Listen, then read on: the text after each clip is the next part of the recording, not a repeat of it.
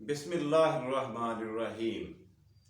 ناظرین، آج جمعرات کا دن ہے، 20 جنوری سن 2022۔ آپ کا اپنا میزبان آپ کا اپنا نیا پروگرام لے کر آپ کے اپنے چینل پہ جاوید اقبال حاضر خدمت ہے۔ سلام قبول کریں۔ آج کی کہانی سناتے ہیں بغیر وقت ضائع کیے بغیر۔ ہوتا کیا یہ تو ہم سب کو، مجھے، آپ کو، ساروں کو پتا ہے، اسٹوڈنٹس کو، کہ آج سے 1600 سال پہلے کی اگر تاریخ پہ نظر ڈالیں تو 3 بڑی امپائریں ہوا کرتی تھیں۔ ایک مصر کی، ایک ایران کی، اور تیسری تھی روم کی۔ 3 امپائر تھیں، 3 بڑے برج تھے، مملکتیں تھیں دنیا میں۔ جو مصر کے بادشاہ تھے وہ خود کو فرعون کہلاتے تھے، ان کا جو لقب تھا فرعون ہوا کرتا تھا، بڑے فخر سے خود کو فرعون کہلاتے۔ اسی طرح سے روم کے بادشاہ جو تھے وہ اپنے آپ کو کیسر کہلاتے تھے، اور ایران کے بادشاہ اپنے آپ کو کسرا کہلاتے تھے۔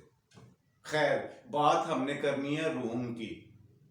روم کا ایک بادشاہ تھا، بہت نائس آدمی تھا، بہت دیانتدار تھا، بندہ پرور تھا، شفیق تھا، عوام سے محبت کرنے والا، اور سب سے بڑھ کر انصاف پسند بھی۔ اس کی وجہ سے وہ اس کا ملک ترقی بھی کر رہا تھا اور عوام بھی بڑے خوشحال تھے۔ لیکن بیٹھے بیٹھے اچانک کیا ہوتا ہے کہ کسی ہمسایہ دشمن ملک نے اس پر حملہ کر دیا، اور حملہ ایسا کیا کہ اس کے روم کے بہت سارے جو بیشتر علاقے تھے، تقریباً 80% علاقے اس نے اپنی بڑی ساری فوج کے ذریعے اپنے قبضے میں لے لیے۔ بادشاہ بہت پریشان ہوا، اس لیے کہ وہ بادشاہ عمر کے اس حصے میں تھا جب اس کی عمر ابھی 80 سال سے زیادہ ہو چکی تھی، اور اس کی واحد اور اکلوتی اولاد اس کا بیٹا تھا، جو پرلے درجے کا نالائق، بے وقوف، جاہل، اجڈ، آوارہ منش اور بے پرواہ بلکہ لاپرواہ اور بے ادب بھی تھا۔ دنیا جہان کی کوئی ایسی خامی تھی ہی نہیں جو اس کے پلے نہ پڑی ہو۔ اگر نہیں پڑھا تو صرف علم نہیں پڑھا، اپنے بڑوں کی، باپ دادا کی، اپنے آباء و اجداد کی شان و شوکت اس کے پلے نہیں پڑی، اور فن بادشاہ گری سے اسے واقفیت نہیں ہو سکی، 1000 کوشش کے باوجود۔ اب باپ اپنے بڑھاپے سے تو پریشان تھا ہی، بیٹے کی اس حالت کو دیکھ کر اور بھی زیادہ پریشان ہوتا تھا۔ اب وہ یہ سوچ رہا تھا کہ یہ میرا جو بیٹا ہے، اب میں اتنے جوگا نہیں ہوں کہ میں اپنے ملک کے مقبوضہ علاقے واپس لے سکوں۔ میری اب عمر ایسی نہیں ہے لڑنے کی، جنگوں میں اترنے کی، اور جو میرا بیٹا ہے یہ مقبوضہ علاقے واپس لینا تو درکنار، یہ تو اپنے پاس جو باقی ماندہ ایک محل بچا تھا اور اس کے قرب و جوار میں کچھ شہر بچے تھے، یہ ان کا انتظام و انصرام سنبھالنے کے قابل بھی نہیں ہے۔ یہ چیز اسے زیادہ کھائے جا رہی تھی، اسے زیادہ فکر مندی کے کنویں میں دھکیل رہی تھی۔ سوچتے سوچتے بادشاہ سلامت جو تھے پریشانی کے عالم میں اپنے محل سے باہر نکلے، اور شہر سے بھی باہر جنگل کے قریب ندی کے کنارے ایک درویش کی جھونپڑی میں جا بیٹھے۔ درویش کے ساتھ چند لمحے باتیں کرتے رہے۔ درویش نے ان کے چہرے پہ پریشانی اور ناگواری کے سارے خطوط پڑھ لیے، سارے احوال اس کے چہرے پہ لکھے ہوئے تھے بادشاہ کے۔ بادشاہ سلامت نے پوچھا، بادشاہ سلامت آپ کی پریشانی کی وجہ کیا ہے؟ بادشاہ سلامت نے اپنا سارا کچا چٹھا کھول کے اس درویش کے آگے رکھ دیا۔ اب درویش کیونکہ جہاں دیدہ تھا، ظاہری اور باطنی نظروں سے بہرہ مند تھا، اس نے بادشاہ سلامت کا اندرونی اور بیرونی حالت نامہ بغور دیکھ بھی لیا، اور سمجھ بھی لیا. اور پھر اس نے کہا بادشاہ سلامت آپ بولتے جائیں، جب آپ اپنی بات مکمل کر چکے ہیں تو پھر مجھے بولنے کا موقع دیں. بادشاہ سلامت نے کہا جی میں نے تو جو کچھ کہنا تھا وہ آپ سے کہہ چکا ہوں، مزید کچھ کہنے کے لیے میرے پاس میری ٹوکری میں انڈے ہی نہیں ہیں، کیا بتاؤں آپ کو. آپ کو بتایا ہے کہ میرے بڑھاپے سے زیادہ میری پریشانی کی وجہ میرا نااہل اور نالائق بیٹا ہے، جس سے مجھے کوئی توقع نہیں ہے، میں کسی خوش فہمی میں نہیں ہوں کہ وہ میری گدی نشینی کر سکے گا، بلکہ عین ممکن ہے کہ وہ باقی علاقے بھی بآسانی کسی کو پلیٹ میں رکھ کر یوں پیش کر دے. درویش نے کہا بادشاہ سلامت اگر آپ کی باتیں ختم ہو گئی ہوں تو اب میری باری ہے بولنے کی. بات یہ ہے کہ مجھے ایک بات بتائیں کہ کیا دنیا میں آپ کی یا سارے انسانوں کی آمد کا مطلب اور مقصد صرف اور صرف بادشاہ گری ہے؟ کیا کسی مملکت کو، کسی زمین کے ٹکڑے کو اپنی زندگی کا واحد اور اکلوتا مقصد بنا لینا یہ عقل مندی کی بات ہے؟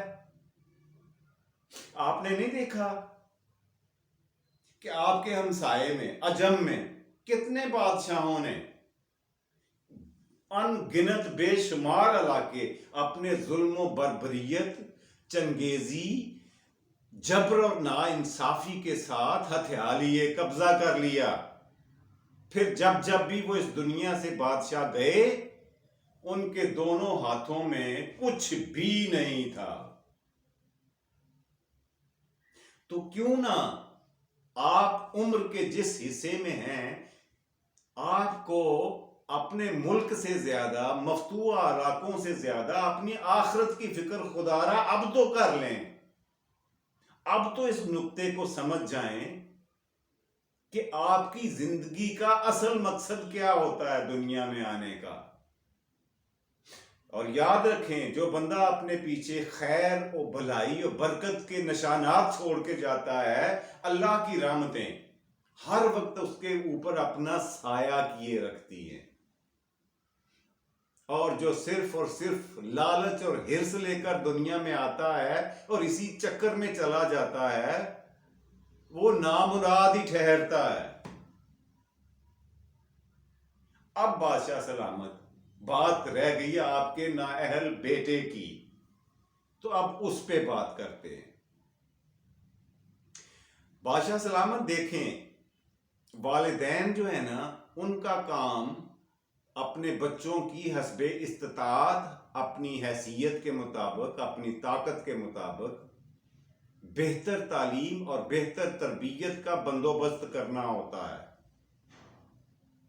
اس سے زیادہ کچھ وہ کر بھی نہیں سکتا. اب جو آنے والے کل کی باتیں ہیں تیرے بیٹے کے لیے تو کیسے وہ بدل سکتا ہے جو آنے والا کل ہے اس کا؟ وہ اپنی دنیا خود بنائے گا اگر اتنے جوگا ہوا. اور کیا کہہ سکتے ہیں، ہو سکتا ہے وہ آپ سے بھی زیادہ بختور ہو، آپ سے زیادہ خوش قسمت ہو، آپ سے زیادہ بادشاہ گری کے فن و ہنر اس کو آ جائیں اور پوری دنیا پہ حکومت کرے. لیکن یہ بھی ہو سکتا ہے کہ وہ درویش بن جائے میری طرح، جس کے دل و دماغ سے بادشاہی کا نام و نشان ہی مٹ جاتا ہے. یہ فیصلہ کرنا تو پیدا کرنے والے کے ہاتھ میں ہوتا ہے، اس کی قدرت ہے وہ کس موتی کو کہاں پہ جڑتا ہے. اب رومن زبان میں یہاں پہ شعر ہے لیکن اس کا فکرہ جو اردو میں مجھے شعر یاد آ رہا ہے وہ اس طرح سے ہے کہ ہر پھول کی قسمت میں کہاں نازے و روساں، کچھ پھول تو کھلتے ہیں مزاروں کے لیے. بالکل اسی طرح سے جیسے ایک سیپ میں دو موتی ہوتے ہیں، جوڑا موتیوں کا ایک جیسا ایک رنگ ہوتا ہے، لیکن ایک موتی جوہری کے ہاتھ لگتا ہے وہ اسے پکڑ کے بادشاہ کے تاج میں فکس کر دیتا ہے اور تا حیات وہ مخلوق خدا سے سلام کرواتا ہے. اور دوسرا موتی اسی سیپ میں وہ جا کے حکیم کے کھرل میں پس کر سرما بن جاتا ہے۔ اب ان دونوں موتیوں کی قسمت کا فیصلہ کرنے والی ذات کوئی اور ہے۔ آپ اور میں آنے والے وقت کو نہیں بدل سکتے۔ بچوں کے بارے میں فکر مندی صرف اتنی حد تک رکھو جتنی حد تک ضروری ہے۔ اس سے آگے ایک لمٹ سے آگے جب جاؤ گے تو آپ بھی بے بس ہو میری طرح، کچھ بھی نہیں کر سکتے، آپ بھی میں بھی اپنے آنے والی نسلوں کے لیے۔ ان کو ان کے حال پر اور اللہ کے رحم و کرم پر چھوڑ دو۔ وہ کیا کریں گے، وہ کیسے جئیں گے، کیسے رہیں گے، یہ ان پہ چھوڑ دیں۔ تو آپ کوئی ٹھیکیدار نہیں ہو اس کے مستقبل کے۔ اور اگر آپ یہ کہو کہ میں دیکھ رہا ہوں، مجھے یقین ہے کہ یہ بے یار و مددگار رہے گا، تو پھر آگے ایک رومن زبان میں شعر ہے لکھا ہوا، لیکن میں آپ کو اس کا ترجمہ جو میں کر پایا ہوں وہ پنجابی شعر میں ہے، وہ آپ کی خدمت میں پیش کرتا ہوں۔ چڑھ دے سورج ٹل دے ویکھے، بجھ دے دیوے بل دے ویکھے، جنہ دا نہیں سی جگ تے کوئی، او پتر بھی پل دے ویکھے۔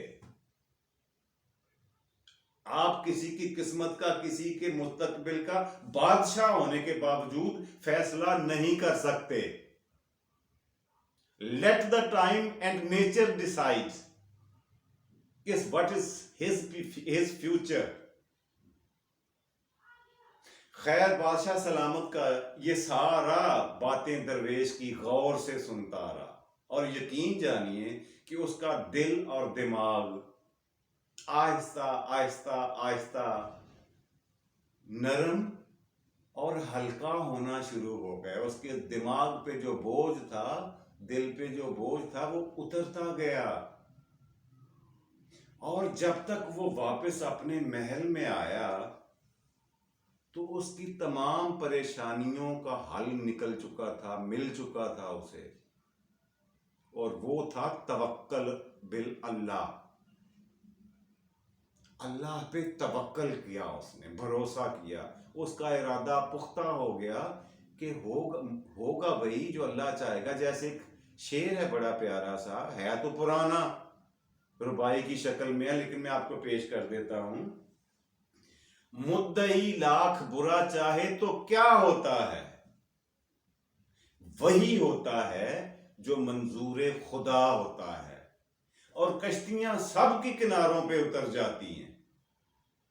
نا خدا جن کا نہ ہو ان کا خدا ہوتا ہے کوئی شک کسی کو اس بات میں؟ ہے کوئی ایسا جو اس بات سے، اس حقیقت سے انکار کر سکے یا اس کو چیلنج کر سکتا ہو؟ اللہ سونے نے اپنے اختیارات، زندگی موت، بیماری تندرستی، تنگ دستی اور امارت، رزق کی کمی بیشی، سارا کچھ اپنے ہاتھ میں رکھا ہوا۔ ایون وَتُعِزُّ مَن تَشَاءُ وَتُذِلُّ مَن تَشَاءُ بِیَدِکَ الْخَیرُ وَهُوَ عَلیٰ کُلِّ شَیْءٍ قدیر۔ یہ ہے اس کی شان، اور اس پہ شک کرنے والا بدگمانی اور گمراہی میں گر جاتا ہے، دنیا و آخرت کی فضیلتوں اور برکتوں سے ہمیشہ کے لیے محروم ہو جاتا ہے۔ لیکن ایک بات طے ہے کہ اس کے نتیجے میں، اس ملاقات کے نتیجے میں بادشاہ سلامت کو ذہنی اور روحانی سکون ملا، اور انہوں نے سکھ کی نیند سونا شروع کر دیا۔ اب اس شہزادے کا کیا ہوا، یہاں پہ کہانی ختم کرتے ہیں۔ اس کا کیا بنا، بعد میں کیا ہوا، یہ پھر کسی دن انشاءاللہ اگلی کہانی میں آپ کو بتاؤں گا۔ فی الحال یہیں پہ آج کی کہانی کا خاتمہ کرتے ہیں، کیونکہ پروگرام کا وقت آپ کو پتہ ہے محدود ہوتا ہے، ہم ایک لمٹ سے آگے نہیں جا سکتے، لہٰذا اگلا سیگمنٹ دیکھتے ہیں آج کے پروگرام کا، اور وہ ہے آج کا شعر۔ جی آج کا شعر میں آپ کی خدمت میں پیش کرتا ہوں۔ مشورہ ہے یہ میرا، منفرد بنا خود کو، مشورہ ہے یہ میرا، منفرد بنا خود کو، ورنہ اتنی بھیڑ میں کون تجھے پہچانے گا۔ جی یہ آج کا شعر تھا، امید ہے مجھے لگتا ہے آپ کو پسند آیا ہوگا۔ پیچھے ڈائریکٹر صاحب کھڑے ہیں کیمرے کے، وہ بھی بڑے خوش ہو رہے ہیں، کہتے ہیں کہ ویری گڈ، ویری نائس، ہر حال آگے کہہ رہے ہیں۔ جی تیسرا اور آخری سیگمنٹ آج کے سوال کا۔ پچھلے پروگرام میں جو میں نے آپ سے سوال پوچھا تھا وہ یہ تھا کہ ایگریکلچرل میوزیم یعنی زراعت کا عجائب گھر پاکستان کے کس شہر میں بنا ہوا ہے؟ جی میں اس کا جواب آپ کی خدمت میں پیش کر دوں کہ یہ عجائب گھر ہے جناب ہمارے اپنے فیصل آباد میں۔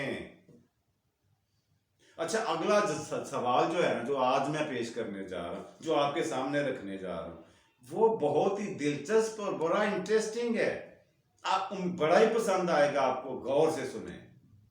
ہر ملک کی اپنی ایک قومی زبان ہوتی ہے نا، ساروں کو پتا ہے، آپ کو پتا ہے، مجھے پتا ہے، اور یہاں تک پتا ہے کہ ہمارے پیارے ملک مادر وطن یعنی پاکستان کی قومی زبان اردو ہے، دوسری جماعت کے بچے کو بھی پتا ہے۔ ہر ملک کی اپنی ایک قومی زبان ہوتی ہے، لیکن دنیا میں ایک ایسا ملک بھی ہے